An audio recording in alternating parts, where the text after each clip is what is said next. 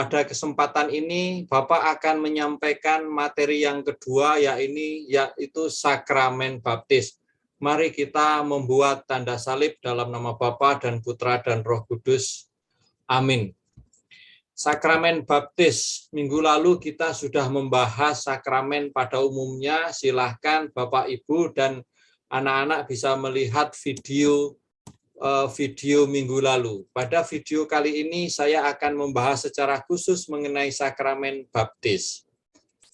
Nah, Bapak, Ibu, dan teman-teman, anak-anak bisa membaca dari kitab suci Matius bab 3 ayat 13 sampai 17. Pada bacaan ini kita bisa melihat Yesus menerima sakramen baptis. Yesus menerima pembaptisan dari Yohanes. Sakramen baptis itu juga disebut sebagai pintu masuk ke dalam sakramen-sakramen lain. Ini ada di dalam kitab hukum kanonik nomor 849. Maksudnya kalau sakramen baptis disebut pintu masuk ke dalam sakramen-sakramen lain adalah bahwa sebelum seseorang menerima sakramen baptis, dia belum bisa menerima sakramen-sakramen lain. Atau dengan perkataan lain dikatakan bahwa dengan menerima sakramen baptis ini, seseorang bisa menerima sakramen-sakramen lain. Karena itu maka sakramen baptis ini disebut sebagai pintu masuk ke dalam sakramen-sakramen lain. Ini adalah ketika Yesus dibaptis oleh Yohanes Pembaptis di Sungai Yordan.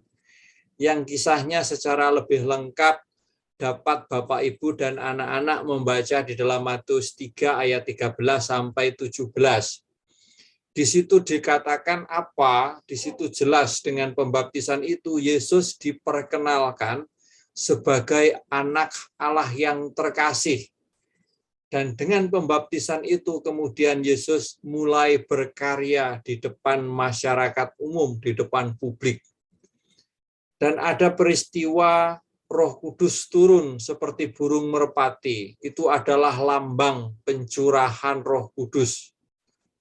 Dan dari surga terdengar Allah mengatakan, inilah anak yang kukasihi, kepadanyalah aku berkenan. Ini mau menegaskan bahwa Yesus itu adalah Allah Immanuel, Allah yang ada menyertai hidup bersama dengan manusia. Dan itu juga menegaskan bahwa Yesus itu adalah Mesias bagi kita. Yesus itu penyelamat bagi kita. Nah, pembaptisan itu ada pembaptisan bayi, juga ada pembaptisan dewasa. Pembaptisan bayi seperti ada pada gambar di atas dan dewasa gambar yang di bawah. Sakramen baptis, baik itu baptis dewasa maupun baptis bayi, menandakan bahwa kita diangkat menjadi anak Allah, seperti Yesus tadi kan diangkat menjadi anak Allah. Dan di situ kita yang menerima pembaptisan itu dikuduskan. Artinya apa? Dosa-dosa kita diampuni. Dan rahmat ketiga, kita diberi kekuatan untuk menghadapi godaan-godaan. Dan yang keempat, anak-anak kita digabungkan menjadi anggota gereja. Menjadi anggota gereja adalah menjadi anggota orang-orang yang percaya kepada Yesus, yang mendapatkan keselamatan. Dan yang kelima, bahwa Anda kita yang dibaptis itu dimeteraikan dengan meterai kekal yang menjadi bagian Kristus. Kita sudah ditandai dengan sebuah meterai kekal bahwa kita ini bagian dari Kristus. Karena itu maka kehidupan kekal itu diberikan kepada kita. Lalu bagaimana perilaku yang mencerminkan rahmat yang kita terima karena pembaptisan, perilaku yang melayani, perilaku yang bermanfaat hidupnya bagi orang lain, perilaku yang bisa menjadi contoh, perilaku yang bisa menginspirasi orang lain untuk terus berkembang. Nah, berikut ini saya akan tampilkan foto-foto yang anak-anak semua lakukan hari-hari ini atau setiap hari dalam melakukan perbuatan baik. Ini adalah sesungguhnya sebuah cerminan hidup anak-anak yang sudah menerima rahmat pembaptisan. Nah, nggak melihat jenis pekerjaan ini untuk perempuan atau untuk laki-laki, melakukan sesuatu yang bermanfaat di dalam rumah untuk orang tua. Yang cowok ini ada yang menyapu, yang cewek ada yang cuci piring, masak nasi, membereskan tempat tidur. Saya yakin ini luar biasa banget. Perbuatan kecil dengan cinta yang besar. Ini menyapu, yang cowok juga ada yang cuci piring, membereskan tempat tidur. Dan luar biasa ya, ini mengepel. Nah, ini anak-anak, ini adalah contoh yang sudah kalian lakukan yang menurut Bapak ini luar biasa banget, hebat sekali. Dan Anda harus terus melakukan. Nah, di sini Bapak akan bicara mengenai inisiasi. Karena bicara mengenai sakramen baptis, tidak lepas dari sakramen inisiasi. Sakramen inisiasi itu adalah 3 sakramen yang menunjukkan seseorang itu masuk di dalam kelompok tertentu, dan dalam ini adalah kelompok gereja. Yang pertama adalah sakramen baptis, yang kedua itu sakramen ekaristi, tapi ini yang komuni pertama.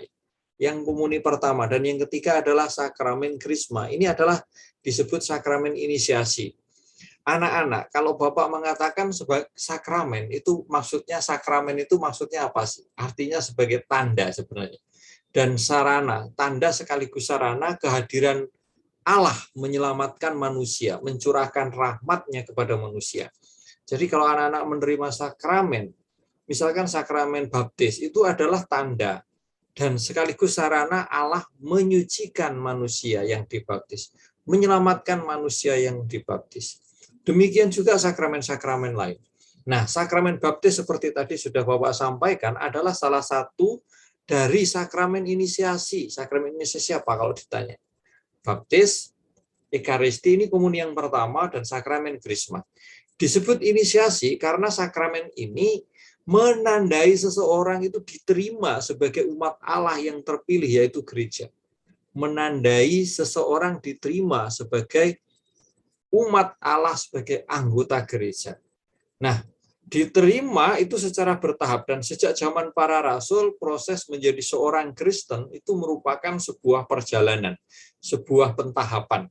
Maka ketiga sakramen ini pun juga diterima secara bertahap. Kecuali kalau sakramen baptis itu diterimakan untuk orang yang sudah dewasa, dia langsung bisa menerima sakramen ekaristi atau komuni dan krisma. Tapi kalau kalian dibaptis sejak bayi, maka proses penerimaan sakramen lainnya dalam inisiasi ini bertahap. Nah, baptis awalnya dilakukan dengan cara ditenggelamkan. Ditenggelamkan seperti tadi pada gambar, yaitu Yesus ditenggelamkan. Dan itu artinya bahwa manusia dibersihkan. Dosa-dosanya itu ditenggelamkan, dihilangkan. Dan di dalam sakramen baptis rumusannya sudah jelas, tidak boleh beda dengan yang ini, yaitu iman akan Tritunggal. Aku membaptis engkau dalam nama Bapa dan Putra dan Roh Kudus. Harus seperti itu, nggak boleh. Misalkan aku membaptis engkau dalam nama Bapa dan Putra, hanya 2 itu nggak boleh. Rumusan baptis itu adalah rumusan trinitaris.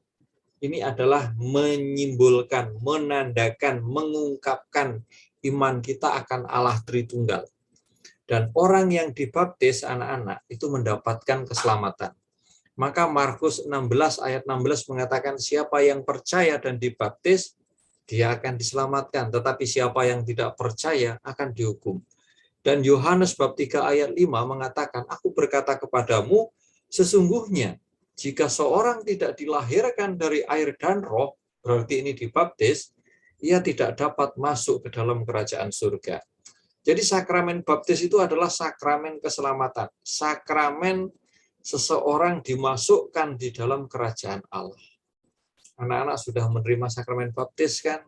Berterima kasihlah kepada orang tua yang ketika kalian masih bayi sudah dibaptiskan.